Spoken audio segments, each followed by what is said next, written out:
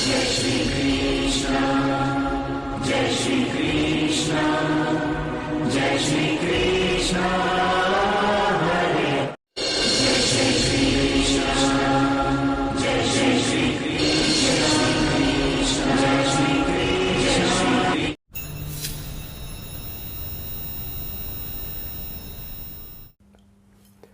नमस्कार दोस्तों, स्वागत है सभी लोगों का आपके अपने चैनल भारतीय ब्लॉगर में। चेतावनी जो एक ऐसे दृश्य को दिखा रही है, बता रही है कि अब दुनिया का अंत नज़दीक है। जी हां, ज़्यादा दिनों की बात नहीं रही है, बात कर रहा हूं मैं 2026 की। 2026 वो चीज़ें लेकर के आने वाला है जिसके अंदर दुनिया अंत के करीब पहुंचती हुई नजर आती दिखाई देगी।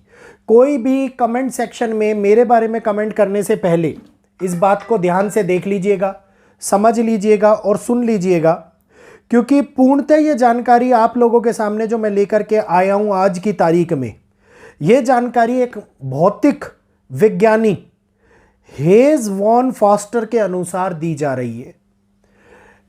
कोई भी प्रिडिक्शन का इससे लेना देना नहीं है।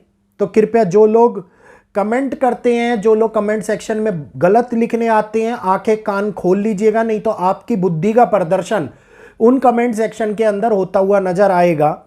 तो जो भौतिक वैज्ञानिक हैं हेज वॉन फॉस्टर, ये कहते हैं कि 2026 मानवता के लिए अंत को लेकर के आ रहा है। 2026 मानवता के लिए स्थितियों को खराब करता हुआ नजर आ रहा है और एक बार फिर से हमारे सामने बहुत बड़ी गंभीर समस्याएं उत्पन्न होती हुई दिखाई देती नजर आ रही हैं। तो अब हमारे सामने जो हालात बद से बदतर स्थिति में आ रहे हैं, ये हालात बदतर स्थितियों के साथ साथ मुसीबतों को भी जन्म दे रहे हैं और जिसके कारण मानवता का जीवित रहना या मानवता का बहुत बड़े स्तर के ऊपर बदलाव होना निश्चित हो गया है। जल्दी से चैनल को जो पहली बार आए हैं सब्सक्राइब कर लीजिएगा, बेल आइकन को ऑल पर करिएगा, वीडियो को लाइक करते हुए शेयर कीजिएगा, ताकि ऐसी ही महत्वपूर्ण जानकारी आप लोगों के सामने भारतीय ब्लॉगर चैनल के माध्यम से मिलती रहे और आप लोग भी इस जानकारी का लाभ उठा पाएं। इसमें कहा जा रहा है कि 2026 के 13 नवंबर को 2026 के 13 नवंबर को दुनिया अंत की ओर बढ़ सकती है, दुनिया का अंत हो सकता है। फॉस्टर का ऐसा मानना है। फॉस्टर कहते हैं कि दुनिया बहुत तेजी से कई समीकरणों को पार करती हुई गुजर रही है। नंबर 1 जनसंख्या, दूसरा खाद्य असुरक्षा, तीसरा शहरीकरण, चौथा जंगलों की कटाई और पांचवा जलवायु परिवर्तन। ये 5 कारक 5 तत्वों की तरह दुनिया को जनसंख्या विहीन करने में सक्षमता रखते हुए नजर आते हैं और 2026 इसी की एक गंभीर चुनौतियों की शुरुआत हमारे सामने करता हुआ नजर आएगा। जैसे जैसे दुनिया के अंदर आबादी तेज हो रही है, अगर मैं बात करता हूं भारत की और चाइना की, तो दुनिया में आप कहेंगे कि भारत और चाइना आबादी के अंदर नंबर 1 पर है, लेकिन यहीं पर आबादी में भारत और चाइना सबसे पिछड़ते जा रहे हैं। बताऊंगा इसके बारे में अगले वीडियो में कि 140 करोड़ भारत तो नंबर 1 पर आ गया, सेकंड नंबर पर चाइना आ गया, तो कैसे पिछड़ रहे हैं इसके बारे में पूरी जानकारी दूंगा। खैर, अभी आगे बात करते हैं। जो ये वैज्ञानिक है, भौतिक वैज्ञानिक हेज वॉन फॉस्टर के अनुसार क्या आगे बात करी जा रही है। जैसे जैसे दुनिया के अंदर संसाधनों के ऊपर दबाव बढ़ता जा रहा है, वैसे वैसे खाद्य और जल संकट भी उत्पन्न होता जा रहा है। खाद्य और जल संकट के उत्पन्न होने के कारण आवश्यक और प्राकृतिक संसाधनों के ऊपर बोझ पड़ रहा है और यही वो बोझ है जिसको प्राकृतिक बदलाव के माध्यम से प्रकृति हम लोगों के सामने निकाल करके ला रही है। एक और बड़ा खुलासा, एक और प्रिडिक्शन का सत्य हमारे सामने निकल करके आया। मैंने आप लोगों को यह बोला था कि अब आगे आने वाले टाइम के अंदर ग्लेशियर झील के फटने के कारण, कृत्रिम झील के फटने के कारण या कोई मानव निर्मित झील या डैम के फटने के कारण आपदा आती हुई नजर आएगी। उत्तरकाशी में सभी लोगों ने बोला क्लाउड ब्रस्ट, लेकिन आप देखिए कि अब वैज्ञानिकों ने एक बात पुष्टि कर दी है कि किसी भी प्रकार का ऐसा कोई संभावना बनी नहीं कि क्लाउड बर्स्ट हुआ है। वो लोग कह रहे हैं कि ऊपर कोई झील, कोई कृत्रिम झील बन गई थी जिसके फटने के कारण ऐसा घटित होता हुआ नजर आया है, और अभी तक 70 के आसपास लोग मिले नहीं है, गायब हो चुके हैं, बह गए हैं। बहने का अभिप्राय यही है कि अगर मलबे में दब गए हैं तो मिले नहीं है, जिंदा है या मौत को प्राप्त हो गए हैं। इसके बारे में हम अभी भी कोई भी बात की पुष्टि नहीं कर पाऊंगा मैं आप लोगों को, जब तक सारी चीज़ें पता नहीं लग सकती।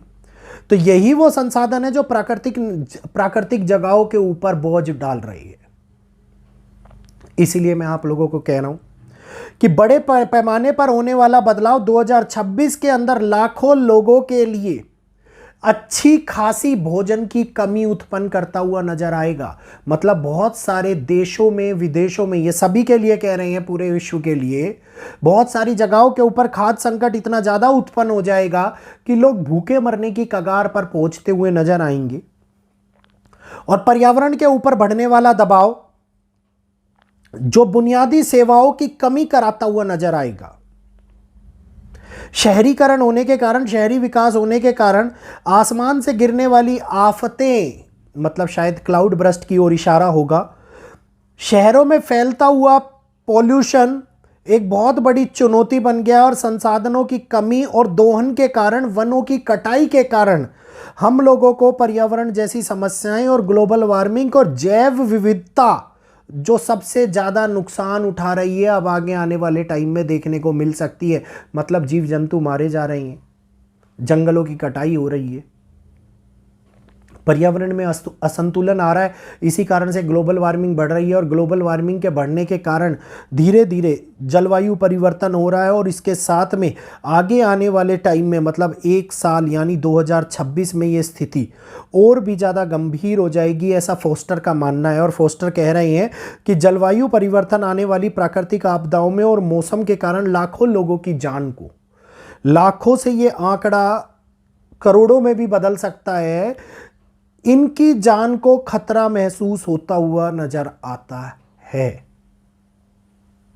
अब फोस्टर कैसे भविष्यवाणी करते हैं? ये गणितीय मॉडल के हिसाब से भविष्यवाणी करते हैं, जो आपदा, संसाधनों, पर्यावरण के रुझान पे विश्लेषण करते हुए बॉइलिंग पॉइंट, पृथ्वी का भीतरी तत्व और बाहरी तत्व को देखते हुए, मानवता के आंकड़ों को लेते हुए ये लोग अपनी भविष्यवाणी करते हुए नजर आते हैं। तो सारी की सारी भविष्यवाणियां जो हैं वो रिपोर्ट्स और गणित के ऊपर आधारित है, आंकड़ों के ऊपर आधारित है, जिस प्रकार से ये महत्वपूर्ण चीजें चल रही हैं इस टाइम के ऊपर। ये कहते हैं कि अगर हम अभी भी प्रयास करें तो आगे आने वाले टाइम में जो 2026 से बदतर स्थितियों में जाता हुआ जाएगा, उनसे हम बच सकते हैं। बचने का कारण है कि जंगलों की कटाई को हमें रोक देना चाहिए। उच्च दबाव जो प्राकृतिक संसाधनों पे पड़ रहे हैं उनको कम करना चाहिए। कृषि के नए तरीके और नई विकास प्रणाली को ध्यान में रखते हुए कृषि की नई पद्धति को हम लोगों को अपनाना चाहिए, ताकि कम जगह के ऊपर ज्यादा उत्पादन हो सके। अब वैश्विक तौर के ऊपर शहरीकरण के बनने वाले प्रायोगिक ढांचे, प्रभावी ढंग से इनको, योजनाओं को, बुनियादी ढांचों को, विकास को एक नियम के अंतर्गत आगे बढ़ाना चाहिए, ताकि किसी भी प्रकार की हानियां हम लोगों को ना देखने को मिले। क्योंकि शहर में जल संसाधन कम हो रहे हैं, भूजल खत्म होता जा रहा है, लोग ज़्यादा पानी निकाल रहे हैं, भूजल खत्म हो रहा है, और भूजल के खत्म होने के कारण बहुत बड़ी मुसीबतें आती हुई दिखाई दे रही है।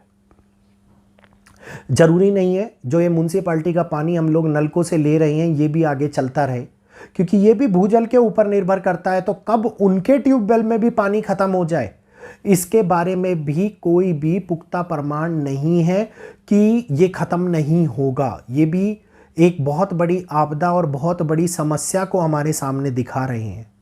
तो हम लोगों को इन वैज्ञानिकों की बातों को मानते हुए इन्होंने कोई भी बुरी बात नहीं कही है। जंगलों की कटाई रोको, शहरीकरण, शहरी विकास जो हो रहा है उसको एक प्रतिबंध लगा करके एक पूर्ण रूप से एक तरीके से करो।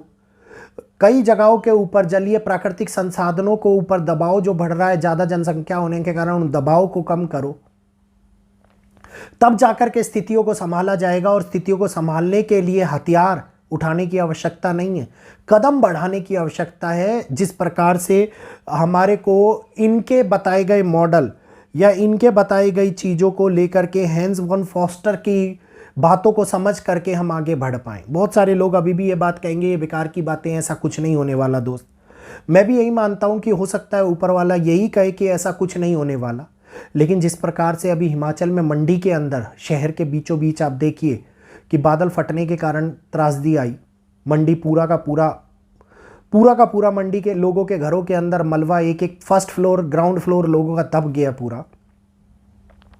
और एक झील टूटने के कारण उत्तरकाशी के अंदर पूरा का पूरा एक गांव खत्म हो गया, यही मानूंगा मैं, क्योंकि वो चहल पहल वाली मार्केट थोड़े समय पहले का नज़ारा, मैंने भी वो मार्केट देखी हुई है। जिस प्रकार से ये हालात बन रहे हैं ये दिखा रहे हैं कि प्राकृतिक आपदाओं से बचने का हमारे पास में कोई रास्ता ही नहीं बचा है। प्रकृति जब चाहे, जब बहुत बड़े तौर के ऊपर प्रलय ला सकती है, और आप और हम लोग, जैसे वो मार्केट में लोग भाग रहे थे और उनको पता था कि वो दौड़ उनके जीवन की आखिरी दौड़ होने वाली है, वो कितनी तेज मौत से भाग सके वो उतनी तेज भागने का प्रयास कर रहे थे, लेकिन फिर भी मौत का वो सैलाब उनको अपने साथ में भाग करके ले गया और मौत से वो दौड़ पीछे रह गई और वो जिंदगी की रेस को हार गए। तो इस प्रकार से अन्य लोग भी जिंदगी की रेस को ना हारे तो कुछ नए प्रयत्न करते हुए हम अपने आप को बचाने का प्रयास कर सकते हैं। तो उम्मीद करूंगा जानकारी आप लोगों को, जो एक साइंटिस्ट के ऊपर, साइंटिस्ट की रिपोर्ट और उनकी भविष्यवाणी के ऊपर निर्भर कर रही थी, अच्छी लगी होगी। तो जल्दी से वीडियो को लाइक कीजिए, शेयर कीजिए। जो लोग पहली बार चैनल पर आए हुए हैं, फर्स्ट टाइम हमारे चैनल के ऊपर वीडियोस देख रहे हैं, इसी प्रकार की रोचक जानकारी आगे भविष्य में भी पाना चाहते हैं, तो चैनल को सब्सक्राइब कर लीजिए, बेल आइकन को ऑल पर कर लीजिए। और यहीं पर अपनी वाणी को विराम देते हुए आप सभी लोगों से इजाज़त चाहूँगा। आज के लिए इतना ही, इजाज़त दीजिए। जय श्री कृष्णा, जय माता दी। जाते जाते इमरजेंसी के अंदर किस प्रकार से हालातों को संभाल करके हम रख सकते हैं उसके बारे में वीडियो आप लोगों के पास में आने वाला, और वीडियो उतना ही महत्वपूर्ण होगा जितना कि आज के समय में खाना खाना और एक अच्छी जगह के ऊपर रहना। तो वीडियो को ध्यानपूर्वक सुनिएगा, देखिएगा। मिलेंगे कल फिर आपसे कुछ नया बताते हुए।